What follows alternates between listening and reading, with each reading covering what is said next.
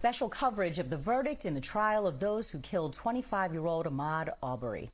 In the last week, we heard verdicts in 3 pivotal cases that will surely leave a lasting impact.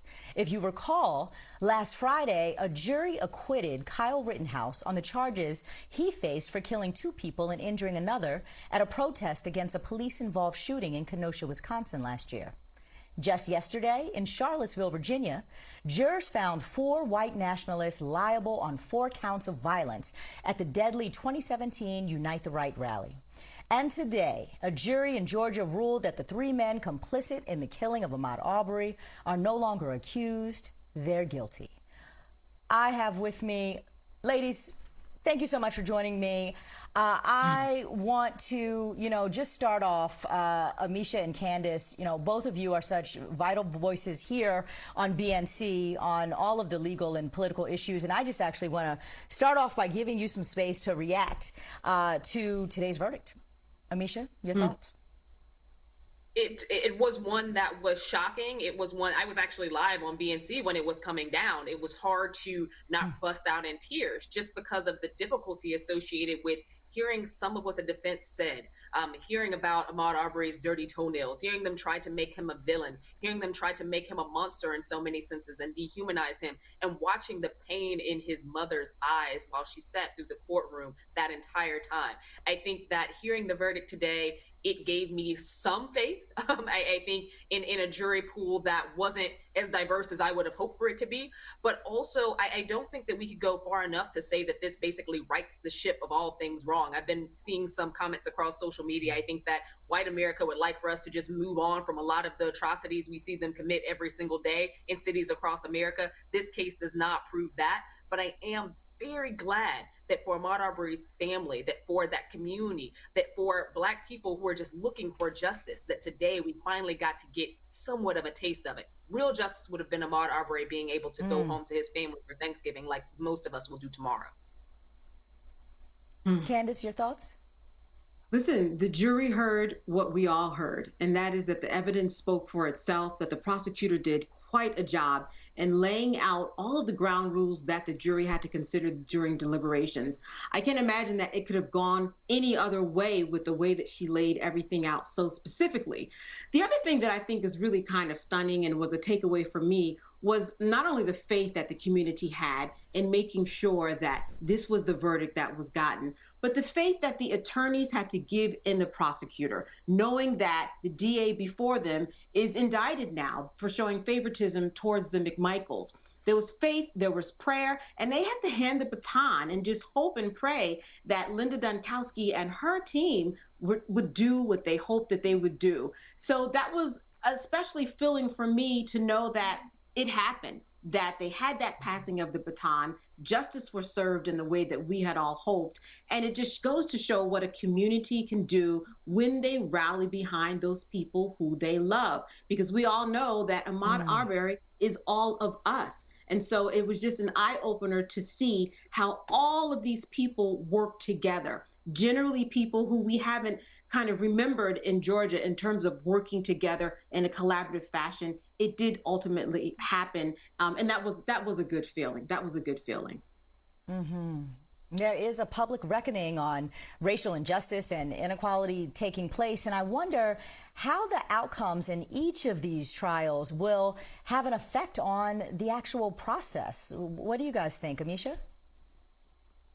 Well, I think that a lot of that has yet to be seen because we know that in Georgia, for instance, everything in this case was set to go wrong from the beginning. We had a DA who did not want to charge anybody. We had police officers who took the word of people who literally murdered somebody in cold blood, and they were absolutely fine with that and did not arrest those guys. We know that it takes a village, it takes a community, it takes tons of protesting, organizing, being there when the major and mass media lights aren't on you and staying consistent.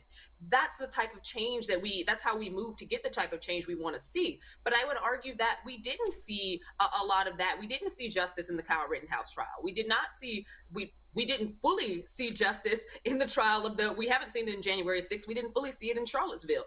They somewhat got away in terms of federal charges as it relates to a lot of the action that they took there. I think that we're still a long way from seeing justice ring true across America. We know that cases like this are going to continue to bubble up. That's one thing that, is going to happen regardless. But with that being said, I think that there are some, there's some light at the end of the tunnel, but it has to be continued organizing, continued understanding that these Black pastors that they didn't want in the courtroom, they matter. Continued understanding that the moms who face this type of tragedy day in and day out, they matter. That these communities of Black people who will show up and show out and will be there even when there is no media present, no radio, no TV, nobody flying into their communities. Those people held it strong and held it tight for weeks, months, almost a year, so that they could see some type of justice. It's sad that we as Black people have to do that and have been doing that since pre-civil rights movement, but that's the only way we ever get to see any inkling of justice. She's right. Candace, what do these cases say about the justice system? And I'm thinking specifically about, jury selection, but overall the system that was on display. And are they a testament that it's ripe for reform? Oh, absolutely. It is ripe for reform. And as Ameshia said, the only way that things ever get done is when the people get done, when they get boots to the ground and do something about it. We know that when this recording was let out, it wasn't the DA that said something should happen. It was when the recording went out and the people said that something should happen. That's when something happened with this case, or else it was just gonna kind of lay untouched. So not only is it ripe for something to change, but it's ripe right now. Because, if anything was going to happen in terms of maybe the Georgia Bar Association or maybe the Ethics Committee, or the Judicial Code of Conduct that governs Georgia, they weren't going to do anything during the case. But now that the verdict is out, something should be done. I mean, let's really look at this case by case. We know that the courtrooms are open for people to sit in, but we had Kevin Goff fighting against that. Why was that? We know that the judge said that there were discriminatory practices that were used in terms of selecting the jury, but yet he let the jury sit. Why did that happen? We have to question that. And then the we is again who Ameshia was talking about. The people who are sitting outside making noise, the preachers that got together making noise in order for the light to be shined on a system that is incorrect. You mentioned peremptory challenges. Justice Thurgood Marshall, when he sat on the Supreme Court, talked specifically about peremptory challenges and how the only way to make the justice system right was to get rid of peremptory challenges. You don't have to have peremptory challenges. Arizona doesn't have them. So this is something that we need to look at on a state-by-state basis or just on a congressional level to figure out what are the holes that need to be filled here, because there are a lot of holes. And we saw them all across Rittenhouse. We saw them in the Ahmaud Arbery case. We saw them bright and clear. Now that the light has been shined on the system even more, we need to magnify what is under the light. Ameshia, we saw a bunch of political figures come out in support of Rittenhouse, even the former president. And in the last minute here, I'd love for you to comment on how the politics are playing out here. It's quite frankly disgusting. We've seen that this is basically a setup not only for this young man to write a book, but to also be paraded across Fox News. He got brought down to Mar-a-Lago by former President Trump. It's even been talked about bringing him into D.C. to be a congressional intern. There's love for this young man by many on the far right and on the alt-right. And I think that this goes to show just where the Republican Party is. They like to tout and talk about, at least some of them, that they have moved away from Trumpism. That is absolutely not the case. Trump emphasized and wanted to see people go out and to take roles of police officers and to be vigilantes. This is what he talked about. And I think that when we see this in the January 6 people who he emboldened, and we see it again in Kyle Rittenhouse, this just goes to show that the Republican Party not only supports this, but they amplify it, they supercharge it, they want to see more of it. This is something that they not only support, but they fundraise off of. They have raised millions off of this, and they will continue to do so, because in America for them is an America that protects whites. It's an America that shuts down Black Lives Matter movements. It's an America where a white man can take guns and they can basically influence and utilize vigilante justice and kill whomever they want and walk away scot-free. Candace Kelley, BNC Justice Correspondent, and Ameshia Cross, BNC Political Contributor. Thank you both for making some time to weigh in on this momentous occasion, and happy Thanksgiving to you.